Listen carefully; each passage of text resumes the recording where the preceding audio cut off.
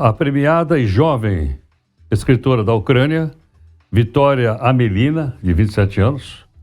Ela morreu ontem devido aos ferimentos que ela sofreu quando um míssil russo atingiu uma pizzaria no restaurante na última quinta-feira na cidade de Kramatorsk. Vários morreram, inclusive a jovem. Eu estou aqui com o professor Valdir Bezerra, mestre de Relações Internacionais pela Universidade Estatal de São Petersburgo, na Rússia. Professor Valdir Bezerra, obrigado aqui por atender a Nova Brasil. Eu que agradeço novamente o convite da Nova Brasil, é sempre um prazer. Muito obrigado. Professor, notícias como essa são divulgadas aí na Rússia ou não? Essas notícias dificilmente chegam por aqui, muito embora os ataques continuam, né? Esses ataques de mísseis em alguns objetos de infraestrutura, que acabam inclusive atingindo alguns alvos civis, né, dentro da Ucrânia. Mas isso não é exatamente divulgado como é divulgado no Ocidente, por exemplo, né? Compreendo. Professor, e a situação interna Você convive com o pessoal em São Petersburgo, né? Vive na cidade de São Petersburgo. O que o pessoal comenta aí na rua, nos bastidores, das estações do metrô, sobre o presidente Putin? Olha, na verdade, desde sábado a situação ficou um pouco tensa, né? Na verdade, ninguém esperava que aquela rebelião militar fosse se levantar naquele dia e também fosse terminar no mesmo dia. Então, da mesma forma como começou de modo inesperado, terminou de modo inesperado. Me pareceu que a imagem do governo em si, do Estado russo, saiu ligeiramente arranhada, mas isso não abalou, na minha visão, ainda a popularidade de Putin, porque pelo menos o alvo, né, o alvo dessa rebelião não era exatamente uma mudança de governo, eles não estavam exatamente contrários ao Putin em si, mas sim ao ministro da Defesa, o Sergei Shoigu, e o comandante das Forças Armadas, que é o Valery Gerasimov. Então, no decorrer dessa resolução inesperada, me parece que Putin ainda mantém a sua popularidade perante a população. Agora, Valdir, o caso lá dos mercenários da Wagner, o chefe foi embora para Belarus, o exército parece que foi absorvido uma parte pelas próprias forças russas. Isso também é considerado já coisa do passado aí ou não? A priori, sim, houve uma diminuição das tensões significativa depois do final de sábado. Como a gente bem sabe, houve uma intermediação do presidente bielorrusso Lukashenko, fornecendo garantias de segurança ao Prigozhin. E também o Grupo Wagner, é importante mencionar, ele garantiu a sobrevivência dessa empresa militar privada, porque existia uma intenção por parte do Ministério da Defesa de que os combatentes do Grupo Wagner fechassem um contrato com o Estado russo até o dia 1º de julho. Então, essa obrigação acabou sendo suspensa e isso garantiu a sobrevivência do Grupo Wagner.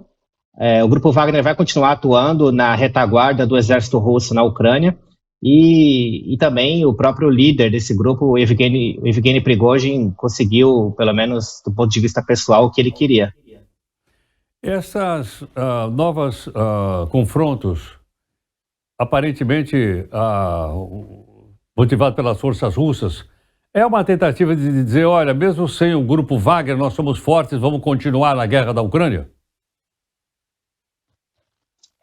A Batalha de Bakhmut, por exemplo, que aqui na Rússia é chamada de Artyomovsk, ela foi fundamentalmente resolvida pelo Grupo Wagner, né, por essa empresa militar privada. Eles estavam até maio, junho desse ano, até maio, na verdade, desse ano, eles estavam na vanguarda do exército, o exército estava na retaguarda, depois eles deixaram o controle dessa cidade para o exército russo, e aí eles saíram da vanguarda e foram para a retaguarda. Então a situação agora mantém-se nessa configuração, eu acho que vai permanecer nessa configuração pelos próximos dias e semanas, e eu acredito que os combatentes serão vigiados com um pouco mais de cuidado, mais atenção por parte do Estado, porque de todo modo foi um susto que o governo tomou, que a Rússia tomou. Ninguém sabia o que ia acontecer no decorrer do sábado, até a resolução inesperada, como eu mencionei, e o Grupo Wagner continuará atuante. Agora, como que o governo vai lidar com ele pós-conflito,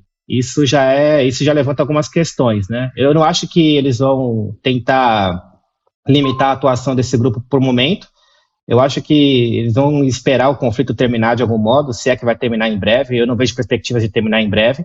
Mas, enfim, dando as hostilidades no território da Ucrânia, eu acredito que o Estado russo vai voltar a tentar limitar esse grupo de alguma forma.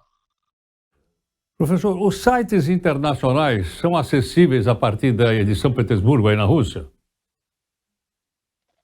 Eles são acessíveis com VPN, muitos deles.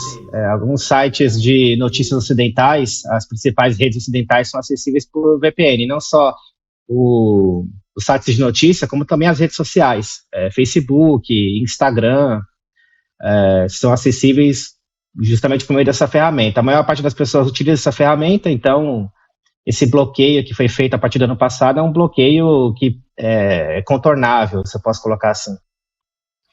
Sim, quer dizer que, por exemplo, sites tipo BBC, New York Times, etc., são acessíveis? São acessíveis por meio dessa ferramenta que eu mencionei, um VPN, ele acaba mascarando a posição do seu usuário, né? Então ele pode colocar que ele está em outro país ao invés da Rússia, e aí ele pode acessar, sim, essas fontes de informação alternativas. Há punição para alguém se for pego acessando sites ocidentais ou não? Não exatamente, também não houve nenhum relato a respeito de pessoas que tivessem sofrido punição por acessarem esses sites, sobretudo, inclusive, as redes sociais, que são muito populares entre os jovens.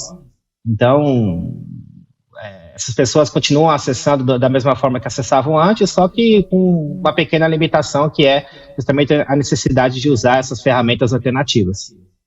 Perfeito. Muito obrigado por sua gentileza, por sua participação aqui conosco. Muito obrigado, professor. Eu que agradeço.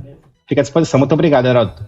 Professor Valdir Bezerra, mestre em Relações Internacionais, ele está ao vivo, falando agora um pouquinho com a gente, desde a Universidade Estatal de São Petersburgo, que é uma cidade, como você sabe, que fica lá no norte da Rússia, foi capital do Império Russo, é o nome de São Petersburgo, em homenagem a Pedro o Grande.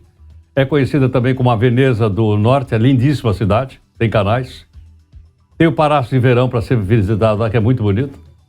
Tem o Palácio de Inverno, onde morava o czar, onde começou a Revolução Comunista de 1917, para ser visto também. Tem o encoraçado lá parado na Bahia, São Pedro, São Paulo, que deu um tiro contra o Palácio do czar, anunciando o início da Revolução. Coisas interessantíssimas para ser vista lá. Inclusive, tem um museu lá, no Palácio, museu, considerado o maior do mundo. Fugiu o nome agora. Mas vale a pena, se for para Moscou, pega o trem e vai até São Petersburgo. Ou então atualmente não vai dar, porque eles estão brigados. Mas podia pegar o navio Helsinki, que é pertinho, né, e vai até São Petersburgo, que vale a pena.